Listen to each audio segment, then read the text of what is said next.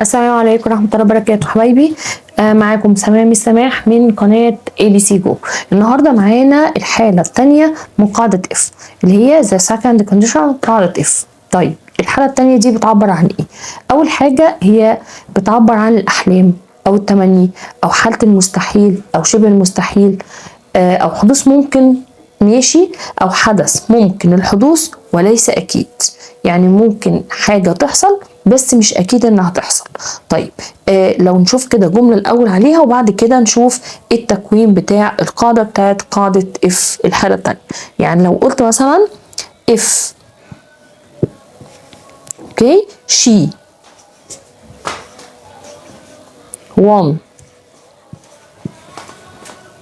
the medal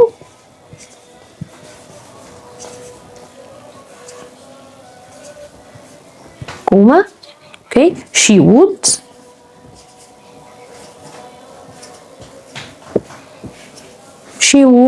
be pleased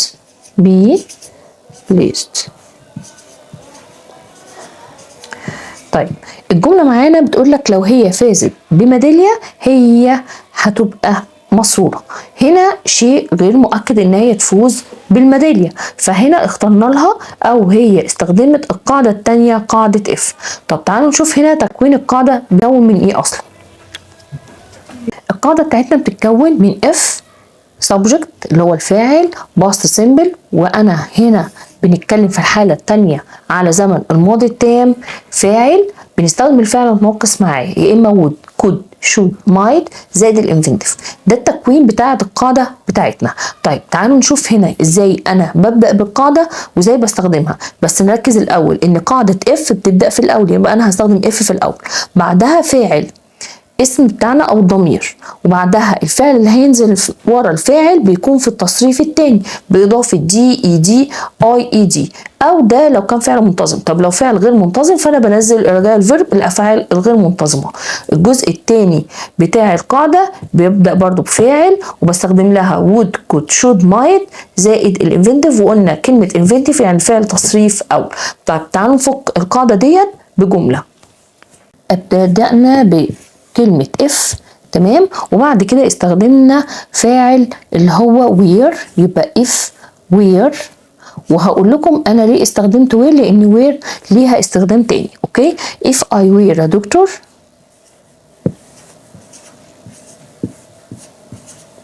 تمام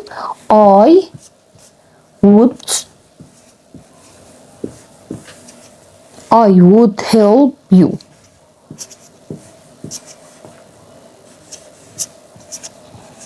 تمام if I were a doctor I would help you. ادي اول حاجة ان انا الاف استخدمناها، وبعد كده الفاعل were، وبعد كده الفعل بتاعي were في الماضي، وبعد كده دكتور.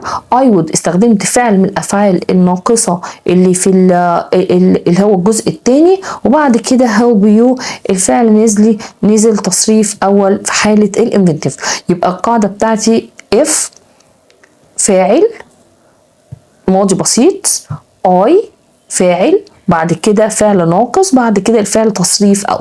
تعالوا نشوف جملة تانية بنعمل if she studied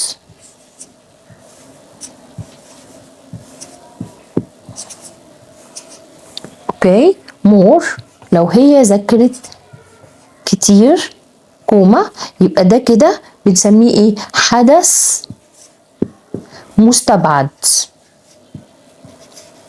اوكي تمام. بعد الكوما بنستخدم بقى she الفاعل بتاعنا خلاص she would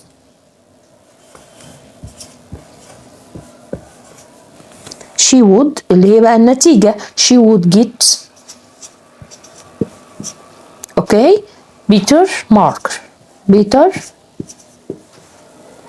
يبقى she would get better marks. يعني ايه الجملة؟ الحدث التاني ده بسميه حدث ايه؟ نتيجة مستبعدة. دي نتيجة مستبعدة.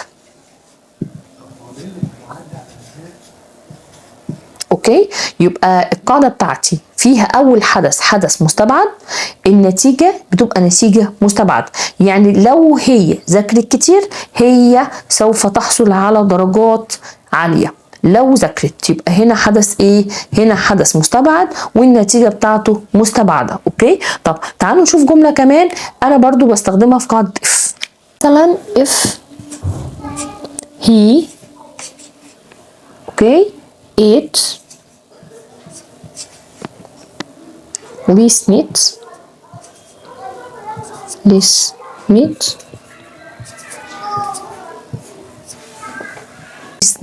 لو هو اكل كمية قليلة من اللحمة ايه اللي هيحصل بقى؟ الحدث التاني he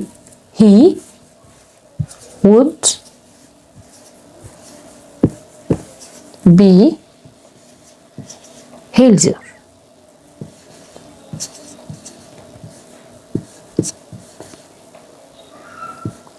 هيكون افضل صحيا. تمام، ادي جملة اللي بتكون من قاعدة اف الحالة التانية. طيب هنا انا بادئة باف، طب هل ينفع ان انا استخدم اف في النص؟ ينفع. تعال نشوف ازاي نحول الجملة ديت باستخدام اف في وسط الايه؟ الجملة. الجملة اللي قدامنا ديت انا هحولها ان انا هستخدم اف ديت اوكي في وسط الجملة. طبعا هنستخدمها ازاي؟ هبدأ بالجملة اللي هي النتيجة اللي هي بقى he would be healthier. اوكي، هبدأ بيها الاول. يبقى نقول he would be healthier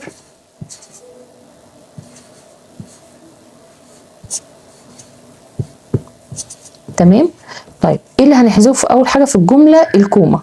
الكومه هنحط بدلها مين؟ اف. يبقى هنستخدم ايه؟ اف. خلاص، يبقى he would be healthier if. يبقى هو هيكون افضل صحيا if لو he ate less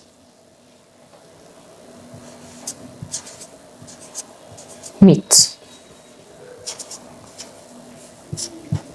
يبقى he would be healthier، هو هيكون أفضل صحيا if he ate less meat، لو أكل لحمة قليلة. تمام، يبقى احنا كده ممكن ان احنا نحول القاعدة بتاعتنا بنستخدم النتيجة الأول وبعد كده الحدث. تمام، لو أنا قلت جملة بتاعتي الأول استخدمت فيها if، تمام، وبعد كده الفاعل we. if we okay if we lived ليه استخدمت الاي دي؟ عشان انا بستخدم فعل الماضي البسيط. يبقى if we lived okay in the country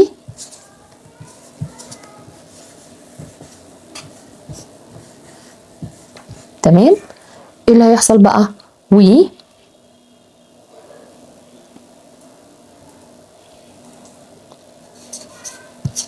would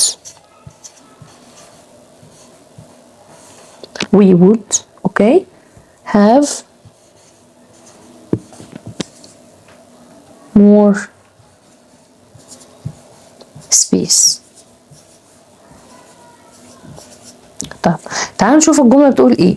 if we lived in the country، لو احنا عايشين في القرية او المدينة we would have more space، بيكون عندنا مساحة كبيرة. تمام، طيب انا هنا استخدمت if. في الحالة ديت انا عايزة استخدم if في وسط الجملة. هعمل ايه؟ هجيب النتيجة بتاعة الحدث اللي هو الجزء التاني دوت كله الاول، وبعد كده هحذف الكومة اللي هي بعد كلمة country اوكي، واستخدم if بدلها. تعالوا نشوف ازاي. ان انا الاول هنقول we would have more space، هي دي اللي هبدأ بيها الجملة. ده كده الجزء الاول. الجزء التاني هنقول we would have more space. هنعمل ايه؟ هنحذف الكومة وهننزل if. اوكي، we lived in the country. تمام، يبقى انا هنا استخدمت تحويل قاعدة if. تعالوا نشوف الخطوة اللي بعدها. طيب احنا عندنا قاعدة if بيقول لك ايه؟ ان الحالة الحالة التانية لقاعدة اف. تمام، الحالة التانية لقاعدة ايه؟ اف. مالها؟ دايما بتعبر عن مضارع غير محتمل. ماشي، غير محتمل، يعني بستخدمه كمضارع غير محتمل، لان انا قلت ان احنا بنستخدمه في المضارع اللي هو افتراض عكس الواقع، يعني انا بفترض شيء عكس اللي هيحصل، فانا هنا بستخدم مضارع غير ايه؟ غير محتمل. ماشي، اللي هو انا بسميه الماضي المزيف، بسميه الماضي الايه؟ المزيف. تمام. طيب قاعدة اف دي برضو، ان القاعدة اف برضو بنستخدمها فين؟ غالبا بنستخدم تمام حالة اف لإعطاء النصيحة. اوكي، بدلا من مين؟ بدلا من should. لو احنا نفتكر ان احنا بنستخدم should لإعطاء الايه؟ النصيحة، لا ده احنا كمان ممكن نستخدم قاعدة اف لإعطاء النصيحة. طب تعالوا نشوف ازاي انا بستخدم قاعدة اف بدلا من should. يعني انا هستخدم اف اوكي بدلا من should. يعني انا لو قلت مثلا you should، تمام، see a doctor.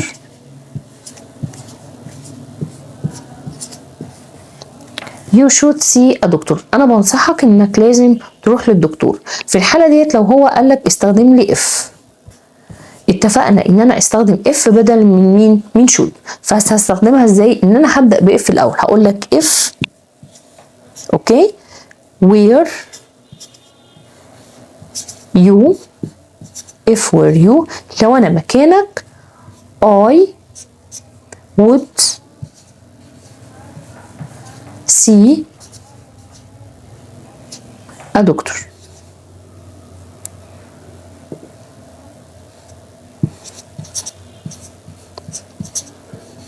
تمام كده، يبقى انا استخدمت هنا ادي عندي should اوكي بستخدمها لاثناء النصيحه، فالبديل بتاعها قاعده مين؟ if. فبقول لك if were you، لو انا مكانك I would see a doctor، فانا هنا بنصحك لو انا مكانك انا هروح للطبيب.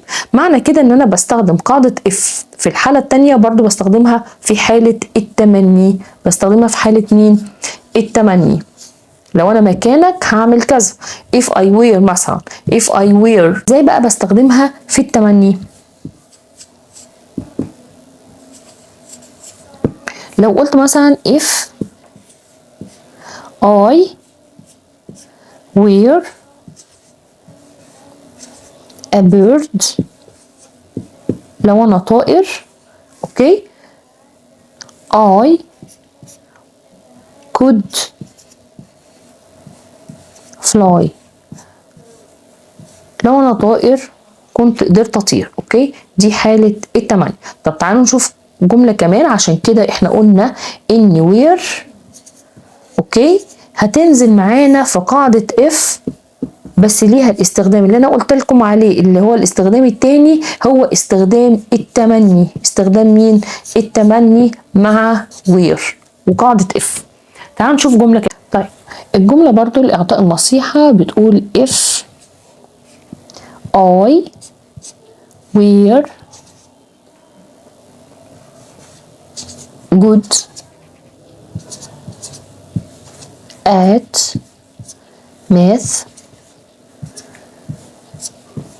خلاص، if I were good at math، لو أنا كويس في الماث I would get a good job. تمام. يبقى دي برضو حالة التمني. لو أنا مكانك if I were good at math، لو أنا جيد أو كويس في الرياضيات I would get a good job، إن أنا هحصل على وظيفة أفضل. تمام. دي حالة التمني في قاعدة if الحالة التانية، وما ننساش إن أنا بستخدمها كتير. أوكي، وليها استخدامات أكتر من كده. بص حبايبي، في بعض الحاجات اللي المفروض ان احنا نخلي بالنا منها مع وجود اف. يعني مثلا لو انا لقيت في الجملة بتاعتي مثلا so، تمام، لو احنا لقينا كلمة so ماشي، نحذف so، نحذف so ونحط بدلها مين؟ اف. تمام، في بداية الجملة، في بداية الايه؟ في بداية الجملة. اوكي، ليه بقى؟ وعشان نحافظ على، عشان بس ايه محدش ينسى الكلام اللي انا بقوله، علشان نحافظ على المعنى، علشان نحافظ على الايه؟ على المعنى للجملة. طيب تعالوا نشوف ازاي انا ممكن اقابل سو واستخدم بدلها اف. تعالوا نشوف. اول حاجة ان قاعدة اف اوكي ما بيجيش فيها نوت. اوكي، دي لازم نفهمها، ان اف بدون نوت، اف بدون ايه؟ بدون نوت. طيب تعالوا نشوف الجمله بتقول ايه. بتقول مثلا لو انت قابلت جمله وفيها سو، يعني لو قابلنا جمله مكتوب فيها I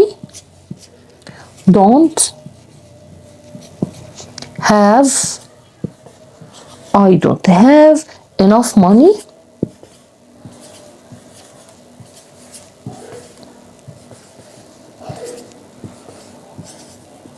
اوكي. so بص انا هكبر لكم so عشان نفهم. so I can't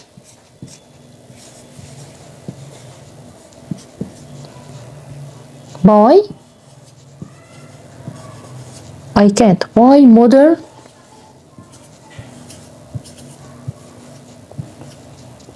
car. بصوا الجملة I don't have enough money so I can't buy modern car. أنا معيش فلوس كفاية لذلك أنا مش عارف أشتري عربية جديدة. طيب إحنا اتفقنا إن إحنا في حالة وجود جملة زي كده ولقينا فيها so، فأنا بحذف so وأستخدم بدلها if. طيب يلا تعالوا نشوف هنعملها إزاي. هقول if في الأول، تمام، يبقى أنا هبدأ الجملة عندي ب if I had، واكمل بقيه الجمله if I had enough money، لو انا عندي فلوس كفايه. اوكي، كوما I، بدل بقى كان هستخدم الباست بتاعها اللي هو الماضي بتاعها، الفعل الناقص بتاعها اللي هو في الماضي could. تمام كده. بصوا التحويل عندي، شايفين don't استخدمت بدلها مين؟ had. can't هستخدم بدلها مين؟ could. اوكي، يبقى I could buy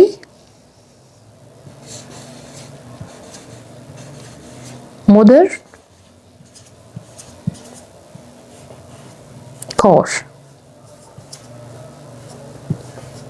تمام، يبقى ديت كده الإجابة الصحيحة. يبقى دي الإجابة الخطأ اللي أنا بعمل لها correct هصححها، ودي الإجابة الصح اللي هي if I had enough money I could buy modern car. لو أنا معايا فلوس كفاية أنا هقدر ماشي أشتري عربية حديثة. وده برضو تعبير عن التمني كأمنية، إن أنا بدور على شيء أحقق بيه أمنيتي. بصوا هنعمل جملة كمان بتقول ايه الجملة I have okay much money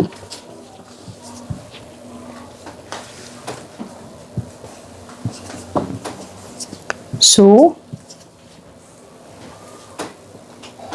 I can buy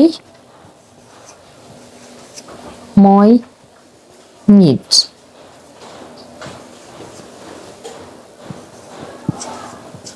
buy my needs. طيب الجملة بتقول لك ايه؟ I have much money so I can buy my need. يعني أنا محتاجة فلوس كتيرة علشان لذلك I can علشان مثلا أشتري احتياجاتي. احنا اتفقنا لو أنا في قاعدة if هعمل ايه؟ لو لقيت so في الحالة ديت قالك استخدم if. اوكي؟ في الحالة دي نقول ايه؟ if I had much money. تمام؟ ايه اللي هيحصل بقى؟ طبعا هنشيل سو، هنحذف ايه؟ سو هنعمل كوما. اوكي؟ اي هنشيل كان ونحولها في الباست اللي هي الكود. I could خلاص I could buy my needs. I could buy my needs. هقدر اشتري احتياجاتي. تمام؟ يبقى if I had much money I could buy my needs. لو انا معايا فلوس كفاية او كتيرة انا هستطيع شراء ايه؟ احتياجاتي. وديت برضو من اسلوب التمني. تعالوا نشوف برضو الملحوظة التانية اللي المفروض نخلي بالنا منها لو انا لقيت اي حاجة في ادوات الربط ماشي في قاعدة if. لو انا لقيت بيكوز في الحالة ديت هنعمل ايه؟ نحذف بيكوز، هنحذف بيكوز وهنضيف الاف. اوكي؟ وهيحصل تبديل بعد تبديل الجمل، هنبدل الجمل وحذف النفي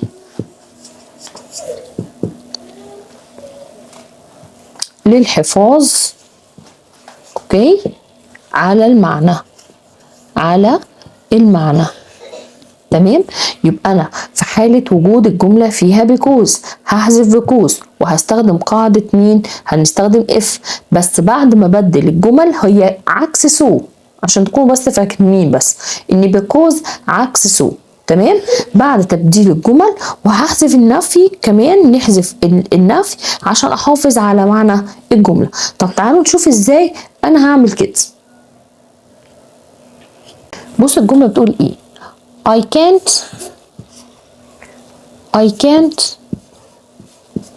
help you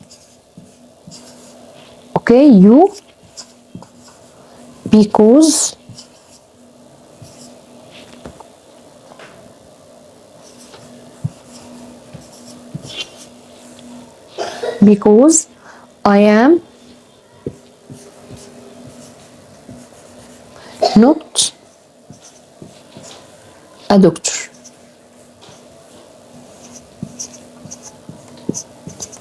تمام كده؟ I can't help you because I am not a doctor. أنا مش قادر أساعدك بسبب إن أنا مش طبيب. قلنا في الحالة دي بعمل إيه؟ الخطوة الأولى إن أنا بحذف because أوكي؟ وببدل الجمل وبضع if بشيل النفي. طب تعالوا نشوف كده هنقول إيه؟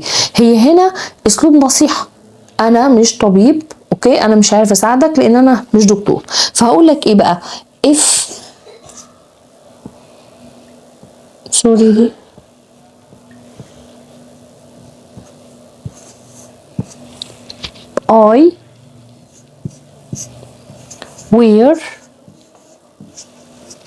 if I were a doctor okay I could help you.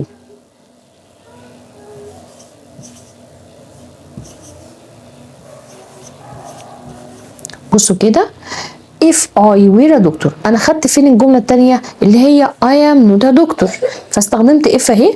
قلت لك ايه؟ if I were a doctor I could help you واستخدمت بدل can't هستخدم لها الماضي بتاعها could وهنشيل النفي. يبقى I could help you لو انا طبيب انا كنت ساعدتك. اوكي؟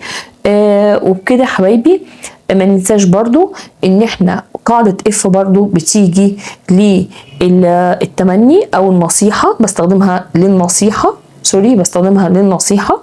اوكي يبقى انا عندي هقول لكم اخر حاجة ان انا لو لقيت so ولو لقيت because في الجمل